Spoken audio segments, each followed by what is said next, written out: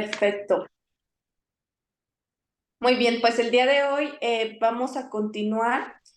Únicamente necesitaba que tuvieran esas bases de lo que es el derecho penal, pero como ustedes ya quieren ir un poquito más adelantados, pues ya con esas bases para mí me es suficiente. Y el día de hoy vamos a continuar con el tema de lo que es la reforma en materia constitucional del sistema de justicia penal acusatorio. ¿Quién me dice cuándo se dio esta reforma a nivel constitucional en cuanto a materia de seguridad?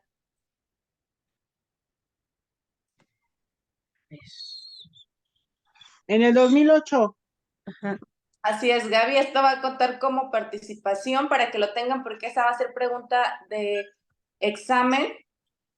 El 18 de junio del 2008 es que se dio la reforma a nivel constitucional y fue cuando entra en vigor en toda la República Mexicana el nuevo sistema de justicia penal acusatorio. Para mí ya no es tan viable llamarle nuevo porque simplemente en Michoacán, que entró en el año 2015, ya tenemos casi 9 años, entonces ya tan nuevo no es. Bueno, a comparación del sistema mixto inquisitivo en el que nos encontrábamos, pues sí, pero ya no es nuevo sistema de justicia penal acusatorio, ya hay que acostumbrarnos a llamarlo sistema de justicia penal acusatorio, sin el nuevo. Entonces, va a ser pregunta de examen. Fecha de cuando fue la reforma a nivel constitucional en materia de seguridad, el 18 de junio del 2008. ¿Y ustedes saben cuál fue la finalidad de cambiar del sistema mixto inquisitivo a este sistema de justicia penal adversarial? Para mí es importante que estemos participando, por favor, porque voy a tomar en cuenta mucho las participaciones y es una manera de asegurarme que ustedes están activos durante la clase y que puedan aprender un poquito más. Agilizar los procesos y que no se condene a o sea, ay, se me fue la palabra, que haya presunción de culpabilidad, que no se condene a las personas cuando son inocentes. Y ahora los procesos pues son más rápidos porque se hacen los juicios muy rápido. Anteriormente tardaban muchísimo tiempo. Esa es entre una de las cosas por el cual nos beneficia el sistema de justicia penal acusatorio, pero recordemos que el tema principal es la despresurización del sistema. ¿Qué queremos decir con la despresurización del sistema? Antes, en el sistema de justicia penal acusatorio mixto inquisitivo, bastaba únicamente con que la víctima, quien era víctima de un Perdón, ya me acordé, antes de que lo explique, que nada más era, por ejemplo, si yo decía que usted había cometido un delito, con mi testimonio era suficiente para poderlo condenar. Ahora ya no, se tienen que aportar las pruebas. Exactamente, con dos Perdón, testigos. gracias. Sí, participación va a Gaby y Ale para tomarlas en cuenta. Sí, anteriormente únicamente bastaba con que acudiera la víctima a presentar su denuncia ante la gente del Ministerio Público y con que aportara dos testigos. ¿Y qué pasaba cuando evidentemente pues, todos tenemos amigos, familiares, etcétera? Pues no nos costaba nada aportar dos testigos y imputarle algún delito sin pruebas periciales, documentales, testimoniales, etcétera, a la persona que se estaba investigando. Entonces, ahora con este nuevo sistema de justicia penal acusatorio, pues es que entra la importancia de en cuanto a probar la culpabilidad de una persona, que efectivamente esa persona cometió el delito a través de pruebas periciales. Ya no es únicamente con que yo acuda a presentar la denuncia y aporto mis dos testigos y ya se sentencia a esta persona. Es importante también lo que comentaste tú, Ale, el principio de presunción de inocencia. No te me confundas, me dijiste presunción de culpabilidad. Entonces es presunción de inocencia, pero sobre todo el mayor objetivo o el principal objetivo de este sistema de justicia penal adversarial acusatorio es el tema de la despresurización del sistema.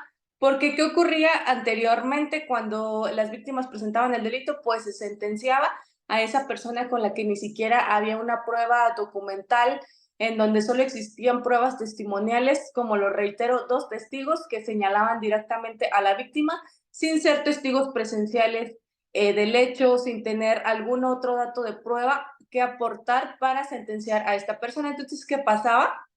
Que las cárceles, los centros de reinserción, los centros penitenciarios estaban llenos de personas, algunas inocentes, algunas no, pero el sistema de seguridad ya estaba colapsando, es decir, ya no cabía alguien más dentro de los centros de reinserción social.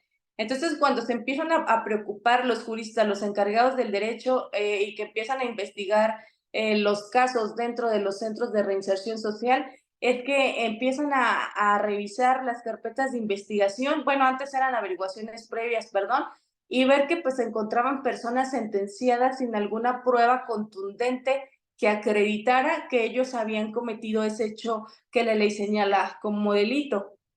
Entonces, es por ello, pues, que era un tema verdaderamente preocupante, porque también como si nosotros sabemos, esta es la verdadera historia de por qué se hizo este cambio del sistema mixto inquisitivo al sistema de justicia penal adversarial acusatorio. Ustedes sabemos que todos los centros de reinserción social viven de los impuestos de todos y cada uno de nosotros, entonces era injusto tanto para la ciudadanía que se estuviera elevando. Creo que en ese entonces costaba como 130 pesos diarios tener a una persona privada de la libertad, es decir, en un centro de reinserción social, y personas que ni siquiera habían cometido esos delitos. O sea, las averiguaciones previas no estaban bien integradas y existían muchas personas, en su mayoría, que eran inocentes dentro de estos sistemas de seguridad penitenciarios. Entonces, el principal objetivo, y anoten esto como palabra clave, si es que ustedes se quieren especializar en materia penal, es la despresurización del sistema, es el principal objetivo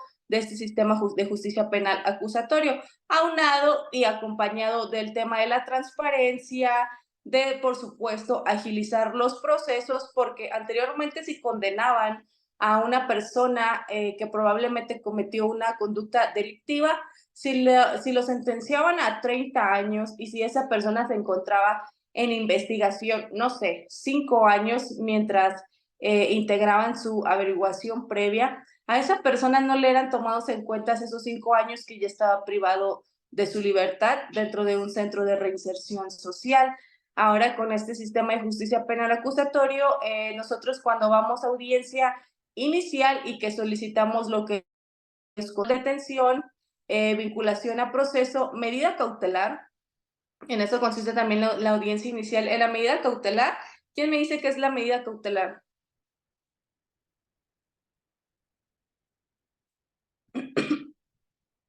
La que se le determina a una persona que se considera culpable para que no huya mientras está el proceso.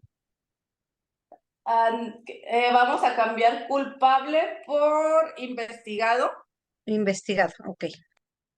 o la probable responsabilidad, porque en este sistema de justicia penal acusatoria, el señalar ya directamente a alguien vulnera derechos humanos. Entonces ya hay que ser muy cuidadosos en cuanto a las palabras que empleamos para dirigirnos a las personas que son partes del proceso. Esa es medida cautelar cuando existe riesgo de que se sustraiga esa persona que está siendo investigada de la acción de la justicia, cuando exista algún riesgo o peligro para la víctima, entre otras que se encuentran en el catálogo del artículo 19 constitucional. Ahí vienen lo que son las medidas cautelares, pero en este sistema de justicia penal acusatorio adversarial ya se les toma en cuenta, por ejemplo, si nuestro juez de control, nosotros solicitamos en un delito que no es grave 3 meses para investigación complementaria en lo que integramos nuestra carpeta de investigación. Esos 3 meses, en caso de que se acredite que esa persona que está siendo investigada efectivamente cometió esa conducta delictiva, se le toman en cuenta. Si se le sentencia a 2 años, se le descuentan esos 3 meses que esa persona estuvo privada de su libertad dentro de la investigación complementaria. En el sistema de justicia mixto inquisitivo, no.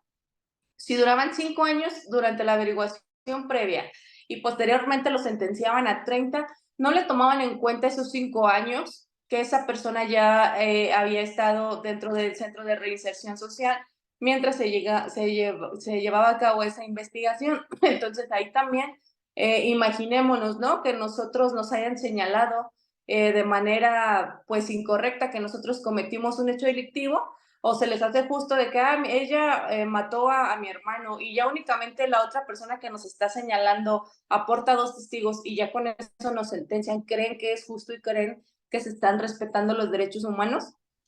No, No, por totalmente supuesto no. que no. Si no existe una prueba pericial, sobre todo, porque hay que tomar en cuenta que efectivamente sí existen las pruebas testimoniales, pero sobre todo hay que apoyarnos de la ciencia, de las ramas, por ejemplo, de la criminología, de la criminalística, de servicios periciales, de peritos químicos, de peritos en materia de dactiloscopía, de lofoscopía, de fonología, de acústica forense, etcétera, para poder probar que efectivamente a esa persona que se está señalando pues cometió ese hecho delictivo. En este caso, en un delito de homicidio, pues la prueba de rodizonato, que son practicadas por los químicos, la prueba de disparo de arma de fuego, que son realizadas por los expertos en balística forense, etcétera, etcétera, ¿no? Entonces aquí ya tenemos pruebas contundentes que verdaderamente relacionan al investigado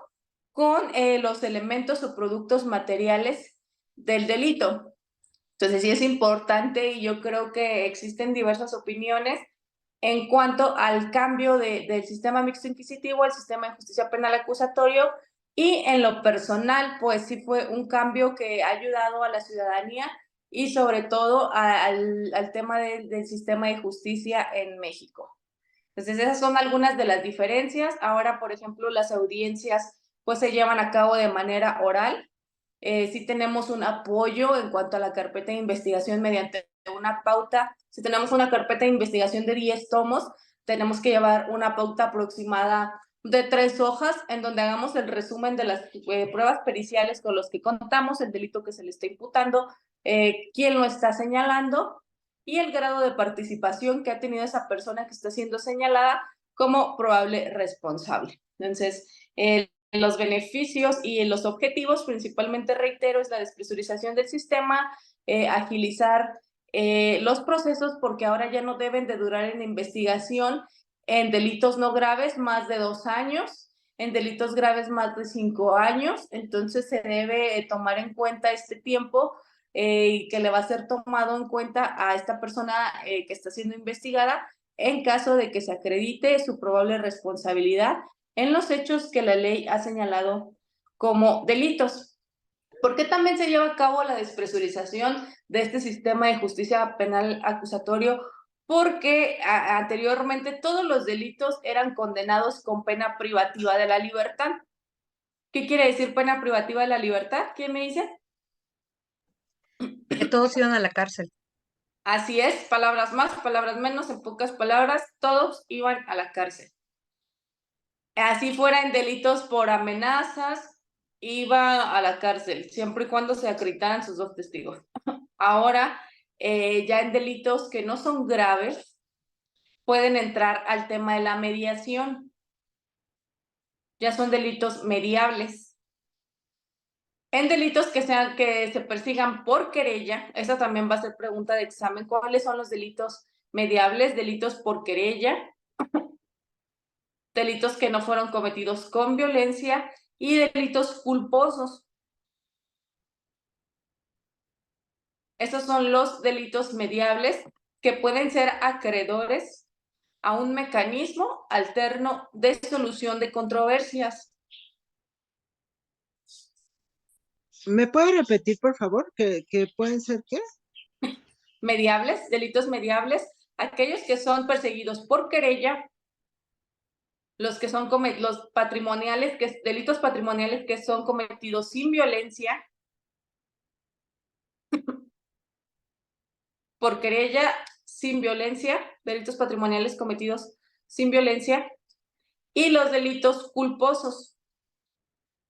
Son esos 3, los delitos que se persigan por querella, los patrimoniales cometidos sin violencia y los delitos culposos.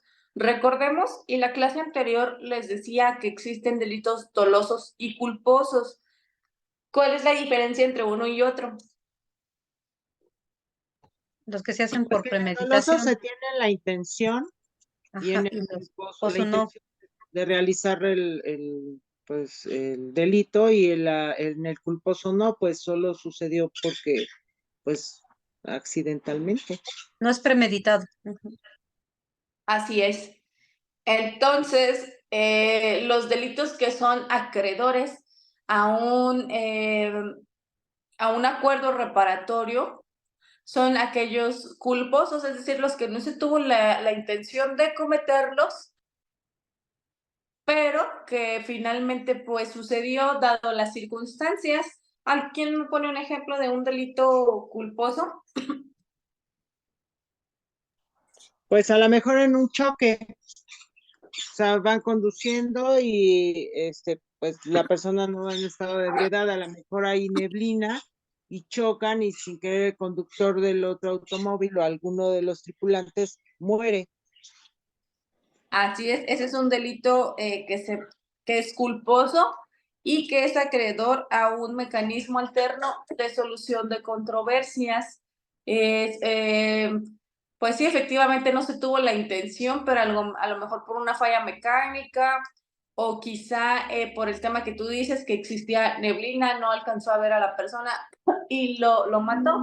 Entonces ese delito es acreedor a un mecanismo alterno de solución de controversias. ¿Y qué quiere decir un mecanismo alterno de solución de controversias? ¿Se puede hacer una negociación para llegar a un acuerdo y reparar el daño? Así es, se hace una mediación, conciliación y o justicia restaurativa. Y se realiza ante el agente del Ministerio Público mediador o facilitador un acuerdo reparatorio bajo las cláusulas que la víctima indirecta o directa establezca, y si la otra persona que está siendo investigada o que cometió el delito acepta, pues se lleva a cabo un acuerdo reparatorio. Pero ¿qué quiere decir si a lo mejor la víctima o la persona que está siendo investigada no quieren acceder a ese mecanismo? No quiere decir que la investigación pare ahí, sino que la investigación se sigue y se lleva a juicio ante los tribunales correspondientes.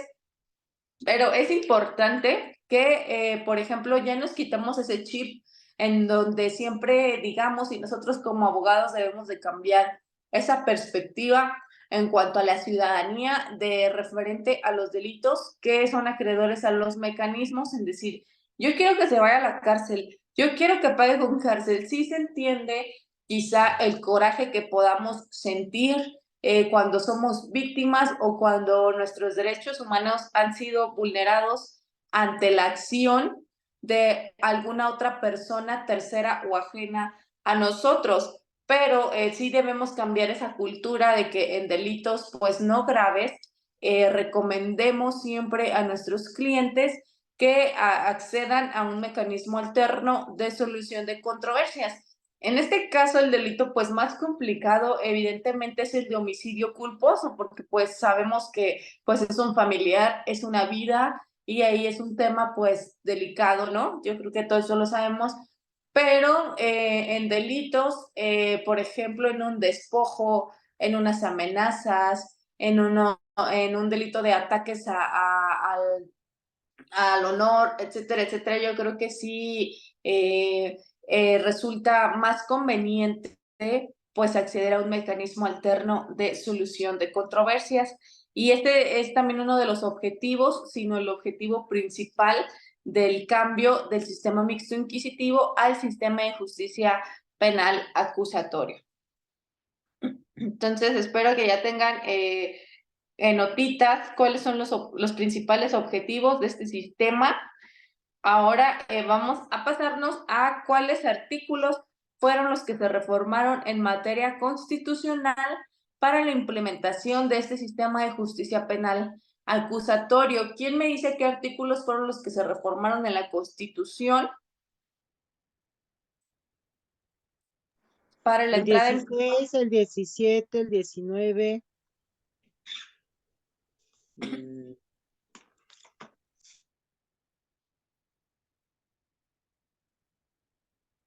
Son 10 artículos a nivel constitucional que se reformaron, grábenselo así, siempre tengan en mente. Fueron 10 artículos, que es del 16 al 22, 73, 115 y 123.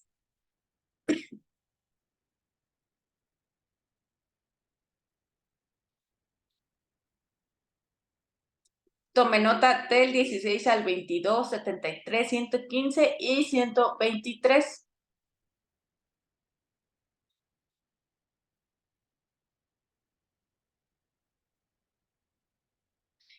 Y como actividad,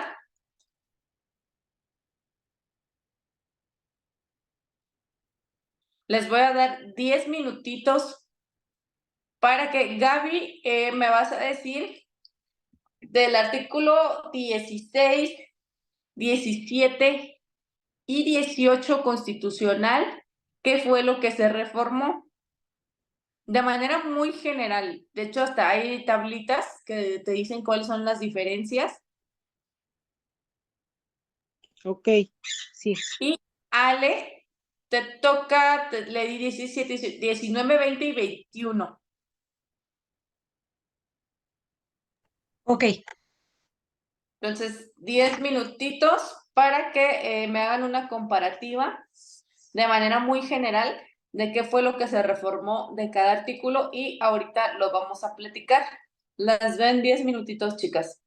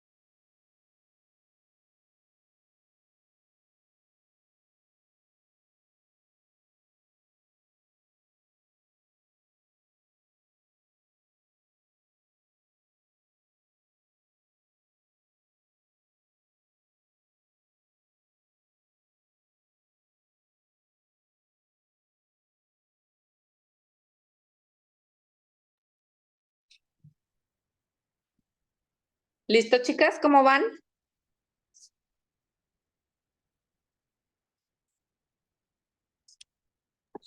Bien. Bien, maestra. ¿Ya terminaron? Eh, ya casi un minutito. Ok.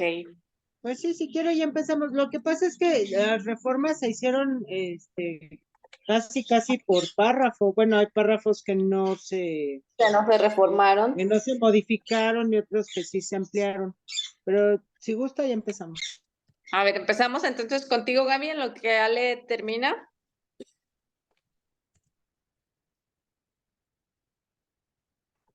Sí, sí gusta.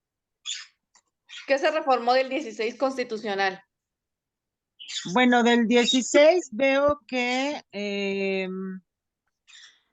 por ejemplo, los primeros párrafos, que nadie puede ser molestado en su persona, familia, etcétera, eso no se reformó, siguió igual, pero por ejemplo, en donde dice que la autoridad que ejecute una orden judicial de aprehensión deberá poner al inculpado a disposición del juez sin dilación alguna y bajo su más estricta responsabilidad. La contraversión a la anterior será sancionada por la ley penal. Se quedó igual. Sin embargo, agregaron que cualquier persona puede detener al indiciado en el momento en que esté cometiendo un delito o inmediatamente después de haberlo cometido, poniéndolo sin demora, lo mismo, a disposición de la autoridad eh, y con la misma prontitud en el Ministerio Público, y existirá, ahí es donde viene la reforma, un registro inmediato de la detención. Y ya ve que Pausa, pausa. ¿mande? Ajá. Y ya Ahí, ve que nos había pausa. comentado que hay un Ajá. registro Ajá. de Así detención es. ya. Esa Del parte fue primer la que se párrafo reformó. en donde me dices que del 16 constitucional, en donde dice nadie podrá ser molestado en su persona, cosa o posesiones, a menos que se encuentren, Claro. palabras más, palabras menos, que se encuentren relacionados con alguna conducta delictiva. En este caso se justificará por la autoridad investigadora el motivo por el cual generará un acto de molestia ante sus cosas, ante su vivienda.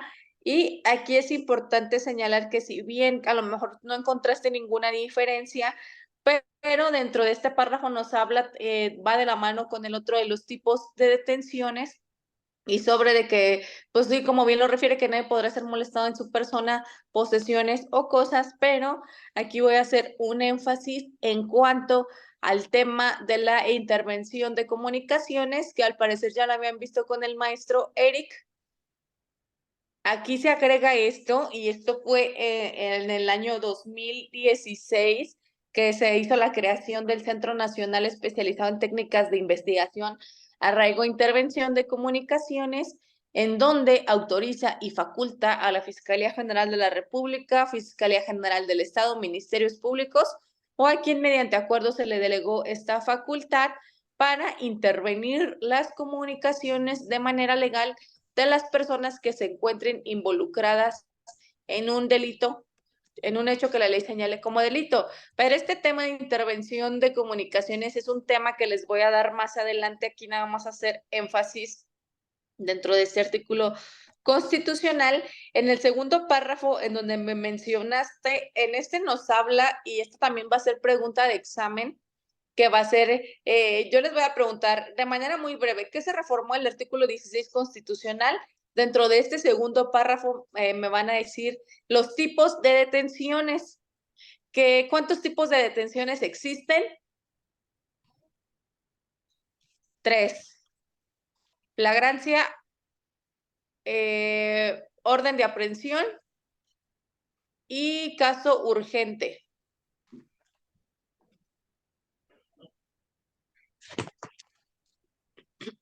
Tres tipos de detenciones: flagrancia, orden de aprehensión y caso urgente. Y si bien es cierto, como comentas, Gaby, se reformó lo de que ahora cualquier persona puede detener a otra persona que cometió un delito, pero con la obligación y responsabilidad de ponerlo inmediatamente a disposición del Ministerio Público para que se le resuelva su situación jurídica.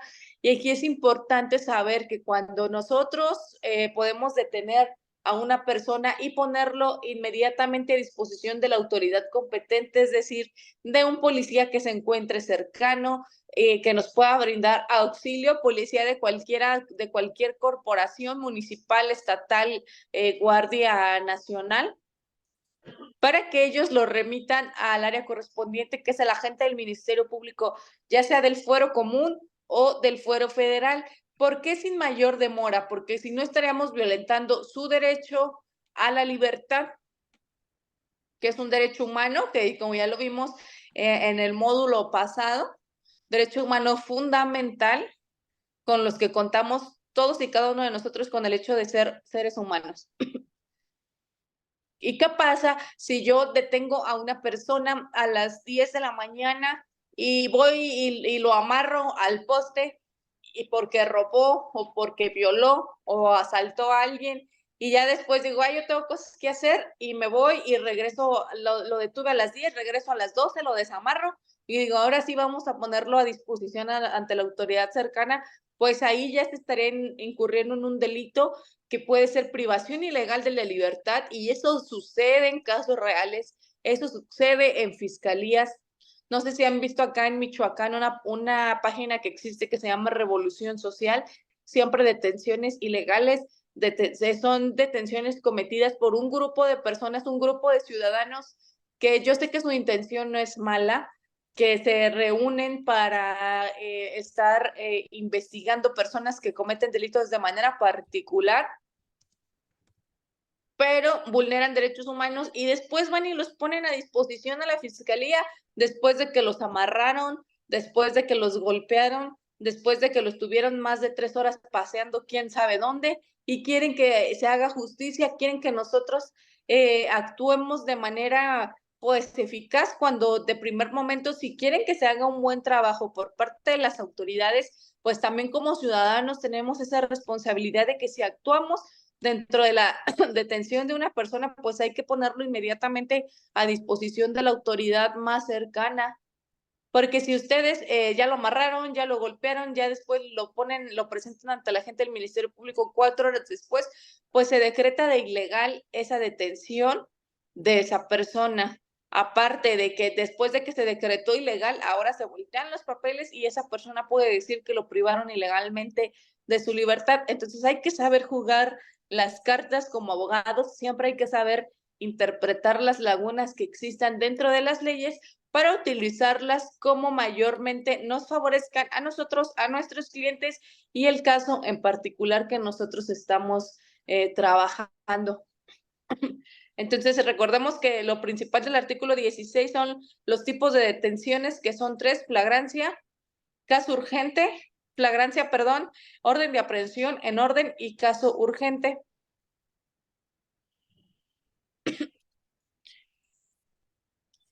¿Qué quiere decir una detención en flagrancia? Que lo detuvieron como con las manos en la masa. Es decir, en el momento en que estaba diciendo exactamente. Palabras más, palabras menos, flagrancia, que se encuentra establecido en el artículo 146 de nuestro Código Nacional de Procedimientos Penales, nos dice que es detenido en el momento, existen 2 supuestos.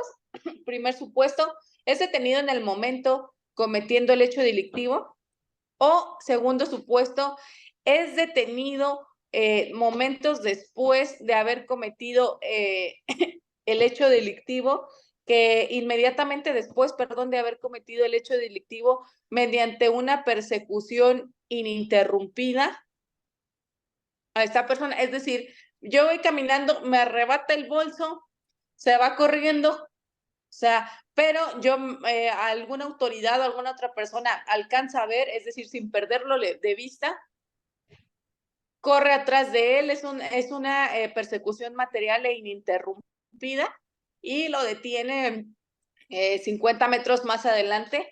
Ese es otro supuesto dentro de la flagrancia, que sería dentro del primer tipo de la detención. Orden de aprehensión, ¿qué quiere decir orden de aprehensión? que un juez o un ministerio público ya había pues dado la orden, valga la redundancia, de que se detuviera a la persona culpable, bueno, presunto responsable. Sí, el juez sí, el agente del Ministerio Público no está facultado para expedir o decretar una orden de aprehensión, pero te la cambio esa por orden de aprehensión es cuando ya existe una carpeta de investigación iniciada y cuando ya existen elementos probatorios que señalan que esa persona ha cometido el hecho delictivo. Cuando ya se tiene una carpeta de investigación integrada, el agente del Ministerio Público acude con el juez de control para exponerle los datos de prueba con los que cuenta y los datos de prueba que relacionan que esa persona ha cometido el hecho delictivo. Entonces el juez de control valora esa petición formulada por el agente del Ministerio Público y determina, mediante los datos de prueba con los que cuenta esa carpeta de investigación, si efectivamente esa persona a la que quieren girar orden de aprehensión ha cometido ese hecho delictivo.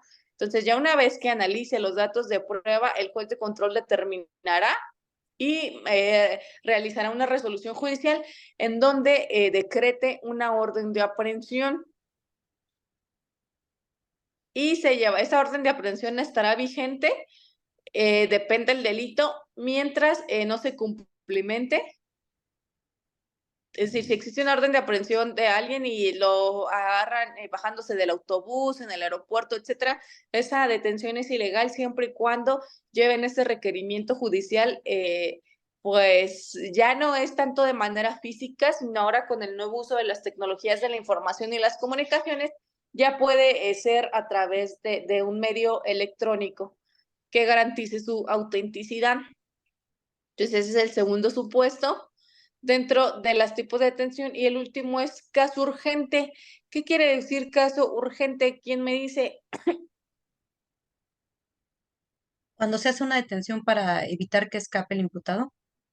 Así es, ese es el tema de caso urgente, pero también con la obligación y responsabilidad de que se tiene que poner a disposición del agente del Ministerio Público o de la autoridad más cercana de manera inmediata a la detención de esa persona.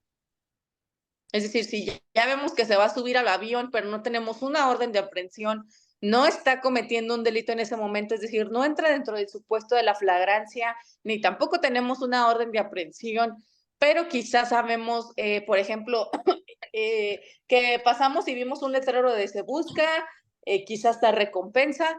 Ah, ok, yo sé que esa persona cometió el delito de homicidio, yo sé que esa persona cometió el delito de violación, pero ya se está subiendo un avión, pues lo detengo. Ese es el tema caso urgente y es como justificamos y acreditamos de manera legal la detención de esa persona. Y continuamos, si no hay dudas hasta aquí, continuamos analizando el 16 constitucional, Gaby.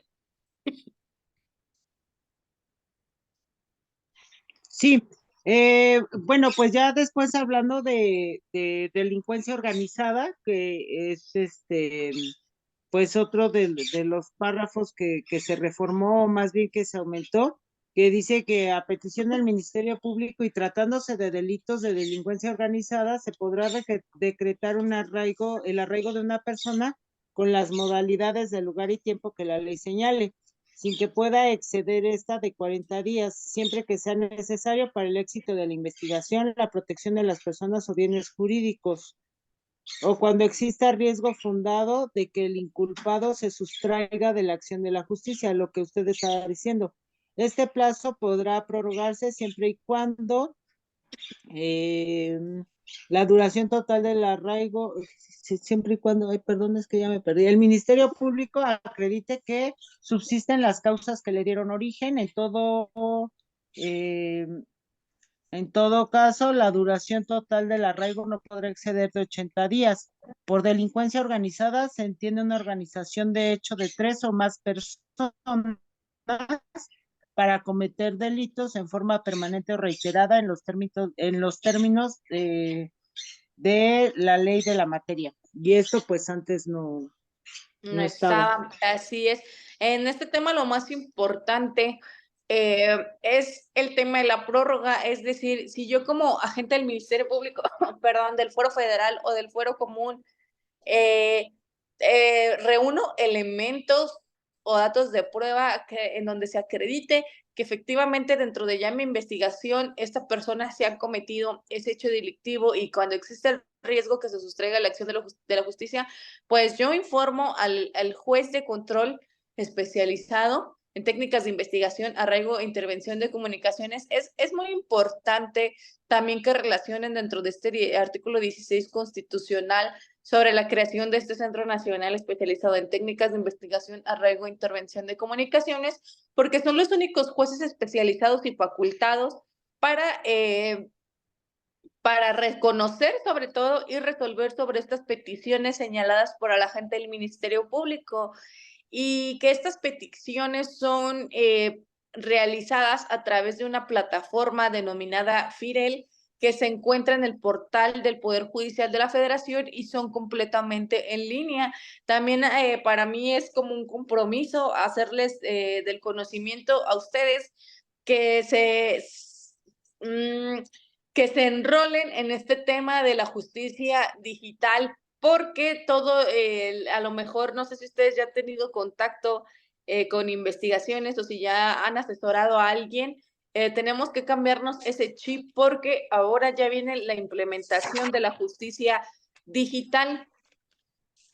Entonces, como si bien es cierto y como les comento, esta solicitud de prórroga, esta solicitud de arraigo, ya es todo en línea, es a través de una plataforma que va a dirigir a este Centro Nacional especializado, a estos jueces nacionales especializados que tienen residencia en Ciudad de México, pero con competencia en toda la República Mexicana, en los 32 estados de la República Mexicana. Ellos pueden conocer y resolver y créanme que verdaderamente estos jueces se encuentran altamente calificados y capacitados para emitir sus resoluciones judiciales, pero siempre nosotros le debemos de justificar el por qué la necesidad de esta medida, por qué es idónea, por qué es pertinente para la investigación, para que nuestros jueces de control nos otorguen pues esa prórroga para nosotros continuar con nuestra investigación.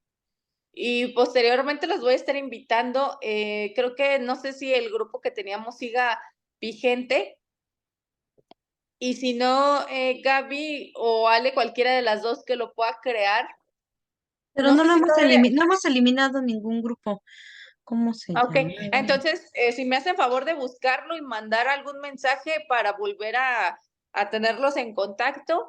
Y ahorita que yo estoy en el tema de la capacitación, ya sea a nivel nacional e internacional, pues invitarlas a los cursos para que ustedes se vayan actualizando. Y la mayoría de estos cursos se están manejando gratuitos, entonces pues para que tengan la oportunidad de conectarse y que los puedan tomar.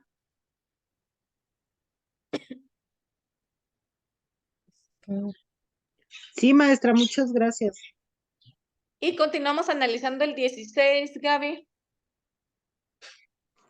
Claro, otro párrafo, o bueno, más bien otra cosa que se incluyó después de donde dice ningún indiciado podrá ser retenido por el Ministerio Público por más de 48 horas, viene que en los casos de delincuencia organizada, el Ministerio Público de la Federación, autorizado en cada caso por el Procurador General de la República, tendrá acceso directo a la documentación fiscal, financiera, bursátil, electoral y aquella que por ley tenga carácter reservado confidencial cuando se encuentre relacionada con la investigación del delito. Eso tampoco está, o sea, ya puede uno acceder a esta información.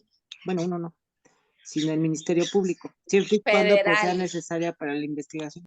Así es. En estos temas, un ejemplo podría ser a la Comisión Así. Nacional Bancaria, al tema otra vez de la extracción de información de la intervención de comunicaciones, siempre y cuando aquí establece el Ministerio Público del Fuero Federal, Fuero Común no tiene competencia para realizar ese tipo de investigaciones, Fuero Federal sí, cuando se trate pues en temas de delincuencia organizada, dada la premura y el nivel de peligrosidad que manejan este tipo de conductas y este tipo de células delincuenciales, es que el 16 constitucional, pues efectivamente faculta únicamente a la gente del Ministerio Público del Fuero Federal para que realice este tipo de acciones en cuanto a la investigación.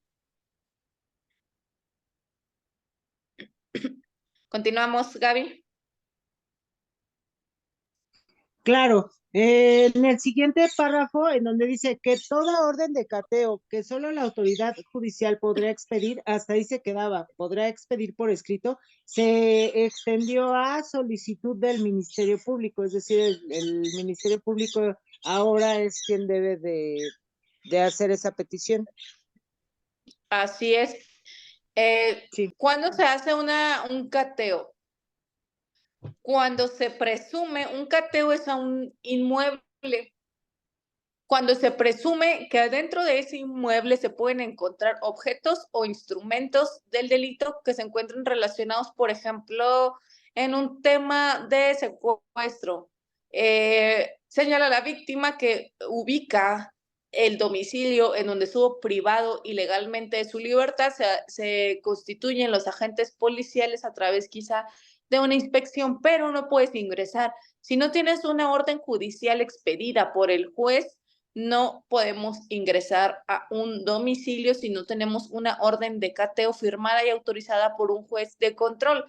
Entonces, ¿qué se debe hacer si nosotros pretendemos encontrar algún elemento o instrumento del delito dentro de ese inmueble? Pues levantar un acta y acudir ante el juez de control para que nos autorice esa orden de cateo, siempre y cuando justificando las medidas, la pertinencia, la necesidad, la idoneidad de nosotros poder ingresar a ese domicilio para encontrar indicios que se relacionen con la investigación que se está llevando a cabo.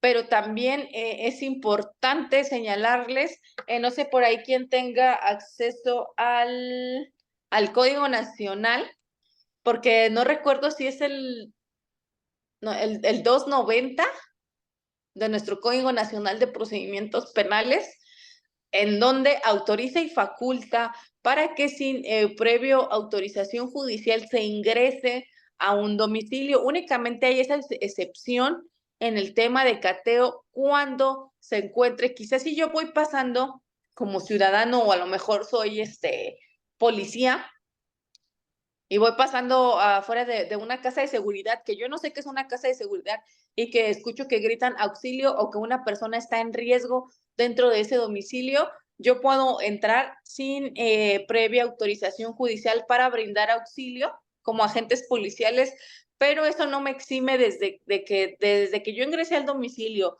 y si encuentro objetos o instrumentos del delito, yo puedo asegurarlos a través de la cadena de custodia para ponerlos o ingresarlos a la bodega de evidencias de la Fiscalía General de la República o Fiscalía General del Estado.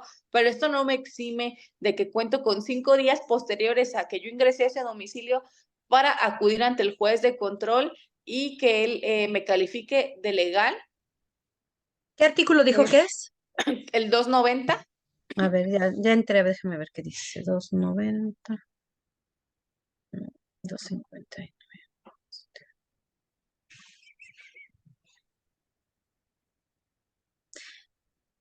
Artículo 290. Ingreso de una autoridad al lugar sin autorización judicial. Estará justificado el ingreso a un lugar cerrado sin orden judicial cuando, párrafo 1, sea necesario para repeler una agresión real, actual o inminente y sin derecho de que ponga en riesgo la vida, la integridad o la libertad personal de una o más personas. O párrafo 2, se realizará con conocimiento de quien se encuentre facultado para otorgarlo. Así es, entonces sí, no me equivocaba, es el 290, en donde faculta y autoriza a las autoridades policiales para que ingresen a un domicilio sin previa autorización judicial. Ahí están los supuestos, cuando existe un peligro real, actual e inminente, que puede ser muchos supuestos, siempre y cuando se justifique y se acredite ante la autoridad judicial competente el por qué ingresaron, y pueden asegurar objetos o instrumentos del delito dentro de esa acción que ellos realizaron. Y este es también dentro de la orden de cateo, siempre se va a justificar cuál es la necesidad de entrar a ese domicilio, qué es lo que pretendes encontrar, qué acciones vas a realizar cuando te encuentres dentro del domicilio. Nuestras peticiones deben de ir bien formuladas, porque, por ejemplo, si no justificamos bien, pues nuestro juez de control no nos va a dar esa orden de cateo. Tenemos nosotros que especificar cuántos policías van a acudir a ese cateo, el domicilio del inmueble, características, quién va a ir a cargo de ese cateo, qué se pretende encontrar, qué acciones van a realizar, etcétera. Para que no se sorprendan, si ustedes quieren ser agentes del Ministerio Público, sepan de manera general cuáles son esos requisitos que debe de contener una orden de cateo.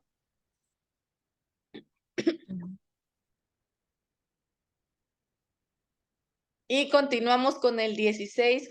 Recordemos también que cuando ustedes hablen del artículo 16 constitucional, inmediatamente venga a su mente actos de molestia, porque todos estos son considerados actos de molestia. ¿Y qué quiere decir actos de molestia? Pues que de alguna manera vulneran derechos humanos fundamentales,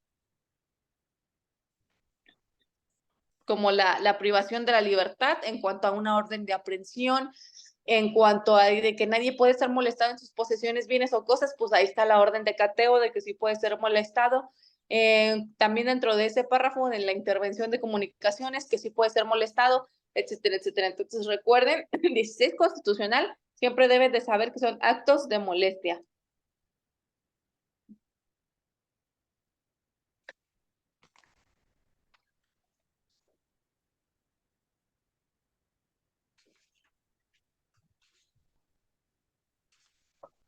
¿Ya continúa, profesora? Sí, por favor. Muy bien, entonces el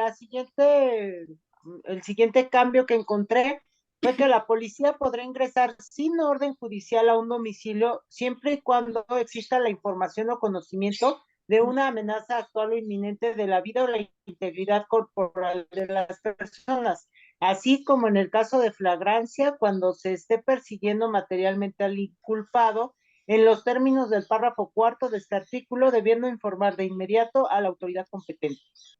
Ok, si ves que nos adelantamos poquito, yo ya no recordaba ese párrafo, pero fue lo que les comenté, que va relacionado con el 290, que la autoridad puede ingresar a un inmueble sin autorización judicial. Sí, así es. Y luego dice que en el caso de las comunicaciones, cuando viene que las comunicaciones privadas son inviolables, excepto cuando sean aportadas, aquí es donde se hizo el cambio, cuando sean aportadas de forma voluntaria por alguno de los particulares que participen en ellas. El juez valorará el alcance de estas siempre y cuando contengan información relacionada con la comisión del delito. En ningún caso se admitirán comunicaciones que violen el deber de confidencialidad. Se apagó tu micrófono, Gaby. Sí, pero sí alcanza a decir lo que en ningún caso se admitirán comunicaciones que violen el deber de confidencialidad que establezca la ley. Así es el tema también que también me adelanté un poquito del tema de la intervención de comunicaciones, en donde el 16 dice que nadie podrá ser molestado en la privacidad de que las comunicaciones son privadas e inviolables y que nadie podrá ser molestado en ellas, a menos de que esa línea telefónica se encuentre relacionada con alguna comisión delictiva, pero existe una justificación en donde nos dice que cuando esas comunicaciones sean aportadas de manera voluntaria por la víctima o por alguna persona parte del proceso, tendrán valor legal probatorio y no se tendrá que solicitar previamente una autorización una autorización judicial a nuestro juez de control especializado en técnicas de investigación, arraigo e intervención de comunicaciones. Es decir, un ejemplo, si yo soy víctima de un delito de amenazas y acudo ante la agente del Ministerio Público a presentar mi denuncia, y es mi deseo comentarle, ¿sabes qué, agente del Ministerio Público? Pues tengo los mensajes de WhatsApp, tengo los mensajes de texto y es mi deseo aportar mi teléfono para que se haga la extracción de esa información. En este caso, uno sí tiene que solicitar una autorización judicial. Si no, pues ya basta con que quien sea parte del proceso aporte este teléfono celular. Pero ojo, es importante que conozcan porque se han realizado malas prácticas por agente de los investigadores en donde esa información que extraen no la realizan o no la aseguran mediante su cadena de custodia, que siempre deben de ir acompañadas de su cadena de custodia, y esa evidencia digital que se obtenga debe ser ingresada a la bodega de evidencias. Pero en caso contrario, por ejemplo, es decir, si yo sé que mi vecino se dedica a secuestrar y un día deja su teléfono allá afuera y yo digo, voy y lo agarro para llevar estas pruebas ante la gente del Ministerio Público, ojo, ahí sí carece de valor legal probatorio y estamos incurriendo en un delito de carácter federal porque las comunicaciones son privadas e inviolables y nadie podrá ser molestado en ellas a menos de que se encuentren relacionadas con algún hecho delictivo. Y existe esta hipótesis en donde si yo soy dueña o titular de esa línea telefónica, ok, no pasa nada, yo puedo portarla de manera voluntaria para la investigación, pero no puedo yo tomar otro teléfono para aportar evidencia, aunque yo quiera coadyuvar, no se puede, se tiene que solicitar previamente una autorización judicial ante nuestro juez de control para nosotros poder contar de manera legal con esa información. Y posteriormente después les voy a dar un curso en tema de intervención de comunicaciones porque es un tema verdaderamente muy interesante que sí me gustaría que lo aprendieran para futuras ocasiones, porque ustedes van a ser futuros abogados y ya ahorita son las pruebas periciales más importantes, bueno, que yo considero que son de las más importantes para la investigación y persecución penal de los delitos. Continuamos, por favor.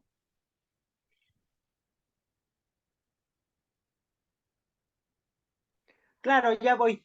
Dice en otro apartado, después de esta situación de las comunicaciones, que los poderes judiciales contarán con jueces de control que resolverán en forma inmediata y por cualquier medio Que las garantice su solicitudes, las solicitudes de medidas cautelares, providencias precautorias y técnicas de investigación de la autoridad que requieren control judicial, garantizando así los derechos de los indiciados y de las víctimas ofendidos. Deberá existir un registro fehaciente de todas las comunicaciones entre jueces y Ministerio Público y demás autoridades competentes. Así es lo que les comentaba. En el año, a través del acuerdo 3-2016, 20-2018 y 5-2019, es que se hizo la creación, principalmente en el año 2016, de este Centro Nacional especializado en técnicas de investigación. Y ya son los únicos que pueden conocer referente a estos temas. Existen jueces de control, jueces de ejecución de sentencias, tribunales colegiados, etcétera. Pero en estos casos específicos, existen jueces de control especializados en técnicas de investigación, arraigo e intervención de comunicaciones, y es importante que vayamos conociendo desde ahorita las facultades, jerarquías y competencias de los jueces para que el día de mañana, si nosotros tenemos un asunto, sepamos ante qué autoridad vamos a plantear nuestro escrito. Y efectivamente debe de existir un registro en donde la gente del Ministerio Público realiza esta solicitud, ya sea de un arraigo, realiza esta solicitud de una técnica de investigación consistente en cualquiera de sus modalidades. Existen 4 modalidades que después, eso es un tema muy avanzado, más adelantado, que posteriormente se los voy a compartir.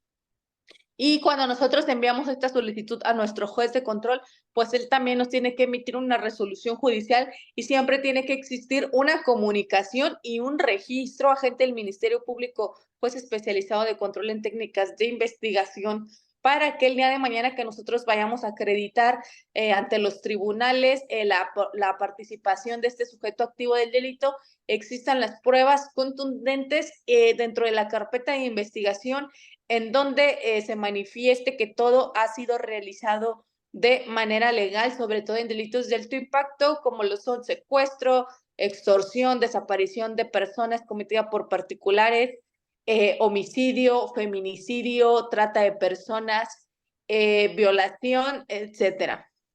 Entonces siempre se va dando un número de expediente a nuestra técnica de investigación y se le va dando continuidad porque no únicamente en delitos de delincuencia organizada, no únicamente se realiza una solicitud. En un caso en donde yo tuve la oportunidad de participar, realicé 120 solicitudes al juez de control especializado en técnicas. Entonces existieron 120 solicitudes, 120 resoluciones judiciales. Cada solicitud es aproximadamente de 30 hojas. La resolución prácticamente es de 35, 40 hojas. Imagínense, 120 solicitudes de tanta justificación, de tantos elementos de prueba. Posteriormente también en un curso taller se los voy a enseñar cómo se realizan esas técnicas de investigación, que son actos especiales y o extraordinarios de investigación, porque existen actos de investigación que no requieren control judicial y existen actos de investigación que precisamente son los del artículo 16 constitucional, que sí requieren previamente autorización judicial. Los que no se encuentran en el 251, perdón, de nuestro Código Nacional de Procedimientos Penales, y los que sí en el 252 de nuestro Código Nacional de Procedimientos Penales. Y son actos de investigación también que son conocidos como técnicas extraordinarias y o encubiertas. ¿Por qué encubiertas? Porque a la persona que está siendo sujeto de investigación desconoce completamente que se está llevando a cabo una investigación en su contra. Es decir, quizá en este momento pueden estar investigándome a mí, pueden estar interviniendo mi teléfono en tiempo real y yo ni siquiera sé que existe esa investigación en mi contra, yo ni siquiera sé que existe un desborde de línea telefónica de una a otra, en donde están escuchando y absolutamente todo lo que yo estoy haciendo ahorita, todas las actividades que yo estoy realizando. Continuamos, Gaby. Pues hasta ahí del artículo 16, no sé si pues usted tenga algún punto más que detallarnos, porque bueno, yo hasta ahí encontré que hubieron reformas y ya de ahí seguía el artículo 17. Ok, sí, es todo lo que se reformó el artículo 16 constitucional. Y aunque crea que es sencillo, es importante sí que tengan las bases de cada artículo porque son las bases, son los cimientos para que ustedes con que sepan y con que se les quede en mente que de manera muy breve, qué fue lo que se reformó de cada artículo, es todo el sistema de justicia penal acusatorio dentro de estos 10 artículos. Siempre y cuando los dominen van a saber, me fundamentó el 19 constitucional, medidas cautelares, acuerdos reparatorios, mecanismos alternativos. Me fundamentó el artículo 17 constitucional, centros de reinserción social, centro varonil, centro femenil, etcétera, etcétera.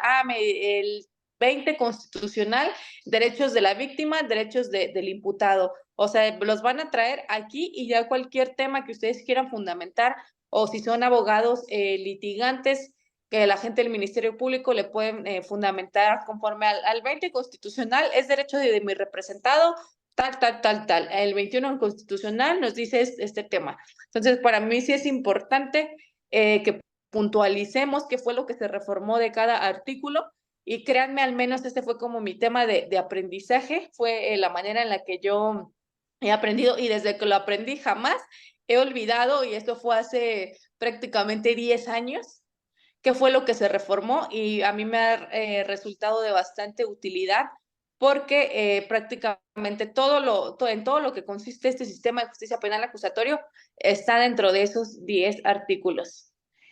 Y bien, chicos, pues por mi parte sería todo en la clase del día de hoy. Ale, la próxima clase, vamos a analizar los artículos que te tocaron a ti. Terminamos contigo, Gaby. Y Vero, si estás en línea, si estás en clase, Gaby, a ti te tocó 16, 17, 18, 19, 20, 21. Vero, te toca analizar 22, 75 y 123. A mí me tocó 16, 17 y 18, ¿no? Ajá, 16, 17, 18, Y a 19, mí 20, 19, 21. 20, 21. Ajá, entonces a ella le toca 22, 73 y 115. 120, 115, ajá. Por favor, y pues por mi parte sería todo.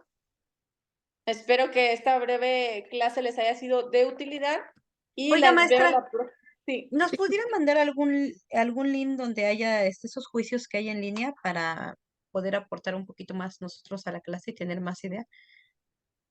Claro que sí, yo se los mando, se los hago llegar. Ahorita me mandan mensajito ahí al grupo, yo siento que ya va a estar como muy olvidado para volvernos a reactivar y ahí poner actividades o mandarles cursos para que ustedes cuando tengan tiempo, tengan una oportunidad libre, pues se puedan meter a estos cursos. Muchas gracias. Bonito fin de Gracias a semana. ustedes, chicos, que tengan excelente Gracias, fin de hasta semana. luego. Hasta luego. Igualmente.